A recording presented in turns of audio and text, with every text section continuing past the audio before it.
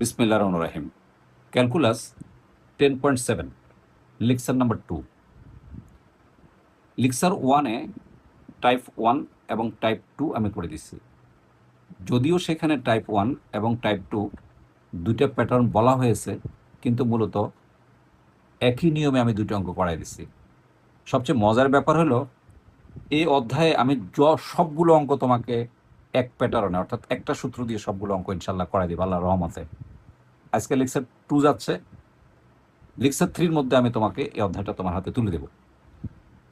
এবার টাইপ 3 দেখো কি বলা হয়েছে। এক্স স্কোয়ার প্লাস ওয়াই সিজ হলো 25 বৃত্ত এবং এক্স ইজ হলো 3 রেখা দ্বারা আবদ্ধ ক্ষেত্রের ক্ষেত্রফল নির্ণয় করো। একইভাবে আমি 3টা অঙ্ক প্রেজেন্টেশন দিলাম। তো এই অঙ্কটা কীভাবে করবে দেখো। আগে তো বৃত্ত, পুরো বৃত্তের ক্ষেত্রফল বের করছো, এখানে কিন্তু আবার একটা ছোট্ট করে একটা অংশ জড়িয়ে দিচ্ছে তোমাকে। এই অংশটার জন্য অঙ্কটা আসলে আগের মতোই হুবহুব সেম, জাস্ট আমি তোমাকে চিত্র দিয়ে সুন্দর করে বুঝাই দিচ্ছি। দেখো X square plus Y square হলো 25, এটা হলো বৃত্তটা। এক্স ইজ ইকুয়াল টু 3, তার মানে এক্স ইজ ইকুয়াল টু 3 মানে ওয়াই অক্ষের সমান্তরাল, এই যে ওয়াই অক্ষের সমান্তরাল, এই যে দেখো 1 2 3, এই যে এক্স ইজ ইকুয়াল টু 3 রেখা, এই যে এক্স ইজ ইকুয়াল টু 3 রেখা। তাহলে এই রেখা আর এই বৃত্ত, এই বৃত্তের কোন অংশকে আবদ্ধ করছে দেখো তো, আমি কালার দিয়ে দিছি, এই অংশকে আবদ্ধ করছে। বলছে এই লাল কালার যুক্ত অংশের ক্ষেত্রফল নির্ণয় করো। খুব সহজ। এখন দেখো একদম সেম একই নিয়ম টাইপ 1 এবং type 2, type 3, type 4, type 6, type 7 সবগুলো আমি এক সূত্র দিয়ে করাবো ইনশাআল্লাহ। তোমার কাছে অনেক ভালো লাগবে। বারবার বিভিন্ন সূত্র দিয়ে তোমার চেষ্টা করতে গিয়ে তোমার মাথা নষ্ট করার কোনো প্রয়োজন নাই। পদার্থবৃত্তের সমীকরণ X square plus Y square 25, তার মানে এই বৃত্তের কেন্দ্র স্থানাঙ্ক 0 0 এবং ব্যাসার্ধ কিন্তু 5।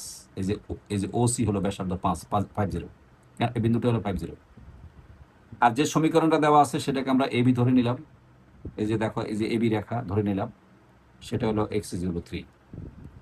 এখন এক্স স্কোয়ার প্লাস ওয়াই স্কোয়ারকে আমি ফরম্যাট করলাম, যেটা আমরা গত ক্লাসে দেখাইছি, Y is equal to whole root 25 minus X square, এটাকে ফরম্যাট করে নিলাম। এখন আমরা গত ক্লাসে কি বলেছিলাম, এই এই মনে পড়ে কিনা, এই অংশের ক্ষেত্রফল বের করার জন্য আমরা শূন্য আর কি ধরছিলাম, এই লাস্ট অংশটা ধরছিলাম। এবার যেহেতু আমার এখান থেকে স্টার্ট হবে, তাহলে আমাকে কত আপার ভ্যালু ধরতে হবে 5 আর লোয়ার ভ্যালু ধরতে হবে 3। তাহলে আমি এই উপরের এই অংশটার ক্ষেত্রফল পাবো, এই অংশটার ক্ষেত্রফল পাবো। আমি কালার করে দিচ্ছি, 2 দিয়ে গুণ করলে আমি নিচের অংশটা পাবো। তাহলে দেখো এই জিনিসটাকে দেখো, এই বৃত্তক্ষেত্র এবং এবি রেখাংশ দ্বারা আবদ্ধ ক্ষেত্রফলকে যদি আমি y1 ধরি, তাহলে y1টা কত হবে বলতো, এ বি সি এ, এই আবদ্ধ ক্ষেত্রফল হলো এ বি সি এ, এইটার ক্ষেত্রফল। এখন আমার এটাকে নির্ণয় করতে গেলে ঠিক গত ক্লাসে কীভাবে করাইছি, y1 is equal two 2 integration upper value 5 lower value 3, এই যে 25 মাইনাস এক্স স্কোয়ার ডিএক্স। তো এখানে বরাবরই আগের মতো এক্স ইজ ইকুয়াল টু কত ধরবা, যেহেতু 25 আছে তাহলে 5 স্কোয়ার, তাহলে x is equal two 5 sine theta ধরবে। এটাকে যদি আমরা ডিফারেন্সিয়েশন করি তাহলে 5 কস থিটা ডি থিটা ধরবে। এক্সের মান যদি 5 ধরি তাহলে থিটার মান π/2 হয়। এক্সের মান যদি 3 ধরি তাহলে থিটার মান সাইন ইনভার্স 3/5 হয়। কীভাবে হয় আমি দেখাই দিচ্ছি তোমাকে। যদি আমি 3 ধরি, কারণ তোমরা ছোট মানুষ, 3 যদি এখানে যদি 3 ধরি তাহলে 3 ইজ ইকুয়াল টু এই যে 5, এই যে সাইন থিটা।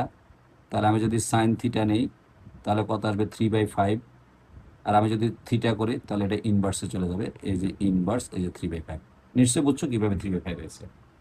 এখন একদম সেম, এই দেখো আমরা এই যে দেখো, এই 25-এর জায়গায় 25 আছে, এক্সের জায়গায় আমরা যদি 5 সাইন থিটা বসাই তাহলে 25 সাইন স্কোয়ার থিটা, আর এই যে ডিএক্স, এই যে ডিএক্সের মানে 5 সাইন থিটা, এই যে 5 সাইন থিটা ডি থিটা, এই যে ডি থিটা বাদ পড়ছে ডি থিটা, রাইট। এখন আমরা কি করব, এই 25 যদি কমন নেই তাহলে থাকবে 1 মাইনাস সাইন স্কোয়ার থিটা। তাহলে 1 মাইনাস সাইন স্কোয়ার থিটা মানে হলো কস স্কোয়ার থিটা। তাহলে এখানে থাকে 25 কস স্কোয়ার থিটা, বর্গমূলের জন্য 5 কস থিটা, আর এখানে আছে 5 কস থিটা ডি থিটা। তাহলে আমি 5টাকে যদি এই 5 দিয়ে গুণ করি তাহলে 5 5 25, এই যে কস কস গুণ করলে cos square theta D theta. এই 25টাকে আমি বের করে নিয়ে আসলাম, 2টাকে আমি ভিতরে প্রবেশ করে দিলাম। হ্যাঁ, এই 2টাকে আমি আরেকটা লাইন লিখে দিই। এই 2টাকে যে 25, এই যে integration upper value π/2 lower value sine inverse, এই যে 3/5, আর এখানে থাকবে 2 কি থাকবে কস স্কোয়ার, এই যে থিটা থাকবে। এখন দেখো এটা হয়ে গেল। এখন এই যে দেখো ভালো করে খেয়াল করো, এই যে 2 কস স্কোয়ার থিটা মানে হলো 1 প্লাস কস টু থিটা। এখন আমরা কি করবো, ওয়ানকে যদি আমি ইন্টিগ্রেশন করি তাহলে থিটা, আর আগের মতোই আপার ভ্যালু লোয়ার ভ্যালু থাকবে থার্ড ব্র্যাকেটে। আর কস টু থিটাকে যদি ইন্টিগ্রেশন করি তাহলে আসবে হাফ সাইন টু থিটা। এই যে হাফটাকে আমি বের করে নিয়ে আসলাম, এই যে 25/2, আর এই যে সাইন টু থিটা। এখন আমরা এই থিটার মান বসাইলাম, এই যে দেখো থিটার মান π/2, আবার এই থিটার মান সাইন ইনভার্স এই যে 3/5 প্লাস 25, ঠিক আছে।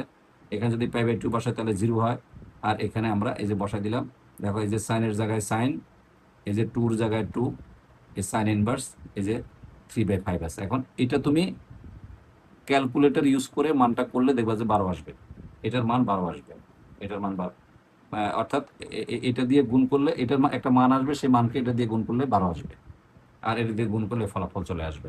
আমার দৃঢ় বিশ্বাস তুমি বুঝে গেছো, তোমরা ইন্টারমিডিয়েটের ছাত্র, ইনশাল্লাহ তোমরা বুয়েট মেডিকেলে পড়ার মতো যোগ্যতা রাখো। এটা আমার মনে হয় প্র্যাকটিস করলে ইনশাল্লাহ পারবে। যদি কোনো প্রবলেম ফিল করো তুমি ইনবক্সে করবে, অথবা তুমি স্পেশালি আমাকে কমেন্ট শাখায় লিখে দিবে কি প্রবলেম সমস্যা ফিল করো, আমি তোমাকে সেই কমেন্টস থেকে তোমাকে বুঝিয়ে দেওয়ার চেষ্টা করব। এটাকে ভিডিওটা সেভ করে রাখবে, যেহেতু তোমার পরীক্ষা চলতেছে, 2 তারিখ থেকে বোর্ড পরীক্ষা চলবে, সেহেতু তুমি এটা এখন দেখার সুযোগ পাবে না। জাস্ট একবার দেখে, মাত্র 10 মিনিটের ব্যাপার তো, 10 মিনিট তুমি দেখে এটাকে সেভ করে রেখে দিবে। যখন অঙ্ক পরীক্ষার আগে শুরু হবে তখন অঙ্ক পরীক্ষার আগে জিনিসটা আবার দেখলে তোমার কাছে ভালো লাগবে। ঠিক তদ্রূপ আমরা আরেকটা স্টেপে চলে আসি, এটা কিন্তু একই অঙ্ক, সেম অঙ্ক। সেটা হলো, এটা আগেরটা ছিল বৃত্ত আর এটা হলো উপবৃত্ত। দেখো একই জিনিস, শুধু উপবৃত্ত আর এটা এক্স ইজ ইকুয়াল টু 3। তখন এই যে উপবৃত্ত, এই চিত্রটা আসবে। মনে রাখবে পরীক্ষার হলে চিত্র অবশ্যই দিতে হবে, চিত্র দেওয়াটা বাধ্যতামূলক, একদম ম্যান্ডেটরি, চিত্র দিতেই হবে। এই চ্যাপ্টারের যে কোনো অঙ্ক অ্যান্সার করতে গেলে চিত্র বাধ্যতামূলক, এটা অবশ্যই মনে রাখবে।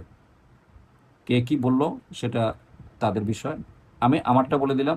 যদি আমি ব্যক্তিগতভাবে খাতা কাটি, কোনো স্টুডেন্ট যদি চিত্র না দেয় তাহলে আমি তাকে নাম্বার দেবো না।